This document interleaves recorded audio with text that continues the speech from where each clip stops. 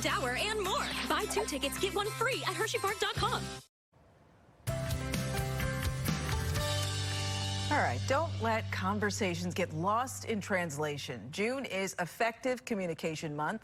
We could all learn a thing or two about that, right? And in relationships, being an effective communicator can take a lot of work, which can help you crack the code of great communication. Joining us this morning to explain more is former U.S. Marine and mental toughness and emotional intelligence expert Eric Rittmeyer. Good morning, Eric.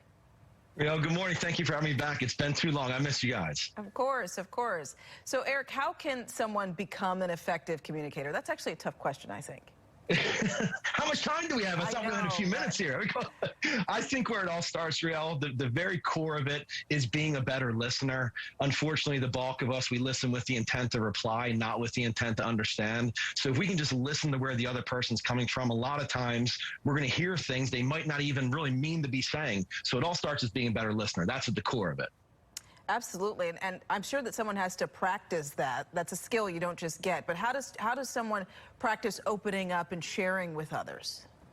Sure, and this starts with, we're emotional creatures. We're hardwired to feel first and think later. We have to understand that 100% of our feelings are okay.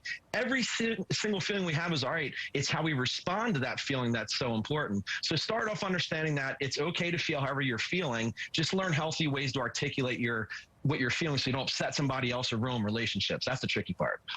Such great advice. So why is it so important, do you think, Eric, to start with yourself when you're trying to become a more effective communicator?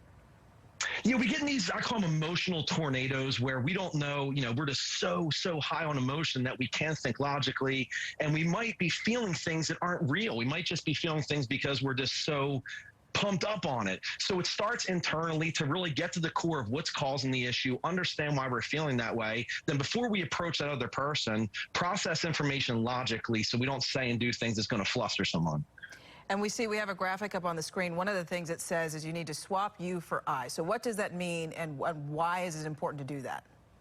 Yeah, this is really important because what happens is a lot of times when we get into these discussions, conversations, confrontations, whatever you want to call it, the knee-jerk reaction is to say, you did this, you did that, as opposed to saying, when this happens, this is how I feel. So if we start off by saying, I feel this way because of something that happened, it's much less on the offensive. You're telling another person, this is what this did to me, this is why I feel this way. It's not going at that person and starting off on the wrong foot. Eric Rittmeyer, thank you so much for joining us. Such really great advice. It's something we all need to work on and practice more of. Thanks for joining us. You're the best, Real. Thank you. Hi, Megan. I love your blue, too. Thanks, Eric. Yes, she heard you.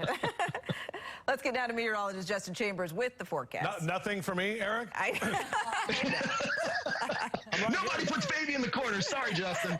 Yeah, don't do that to me. Come on. I thought we were bros. All right. Thanks, buddy. Great to see you. Doing the rain. I didn't do the blue. I know, right. I have